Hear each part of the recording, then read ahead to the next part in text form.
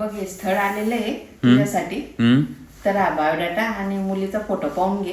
दाखव बरं. तू आणलंय तर चांगलंच आणलंस ना. हो म्हणा. बापरे मम्मी एवढी सुंदर पोरगी.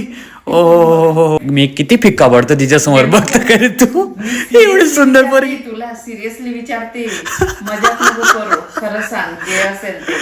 अगं मम्मी तू थोडं विचार तर कर. तू मला फोटो दाखवताना की ती मला मॅच तरी होईल का यार. तू कशी गोष्ट कर. बरं किती स्थळ आले तुझ्यासाठी, तू एकही मुलीला असं पसंत करत नाही का? हो चालेल बरं का काय सगळंच बघावं लागतं. अगं मी नुसतं सुंदरता नाही बघत आहे मम्मी, पण एक बघतो ना व्यक्ती की आपल्याला मॅच होईल की नाही आहे वगैरे, ते सगळ्या गोष्टी बघून म्हणतोय. माझा सुंदरताविषयी काही म्हणणं नाहीये. तुला मॅच होणार आहे मुलगी जर कधी तुझ्या नजरेत असेल तर तसं सांग. तू करते मी विचार. ओ बाई सांगायचं होतं तर मग मला 4 वर्षापूर्वी सांगायचं होतं ना. मी कधीच तुझ्यासाठी एकदम मस्त सून घेऊन आलो असतो. मी तुमच्या भरोशावर बसलेलो आणि तू मला सांगते की तुझ्या आवडीची असेल तर मला सांग. आम्ही जे आणतोय ते तर तुला पटत नाहीये. अरे पण एवढं कठीण झालेलं आहे ना आजच्या जमान्यामध्ये. मुलांचं लग्न करणं सगळ्यात कठीण झालेलं आहे. शिक्षण होऊन जातं, सगळं होऊन जातं, पण लग्न करणं फार कठीण झालेलं आहे.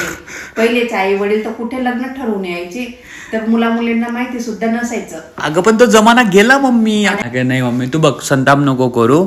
ही एवढी सुंदर मुलगी आहे ना, हिच्या पुढे मी काहीच नाहीये. तर हिला सांग की बाबा तू दुसरा चांगला नवरा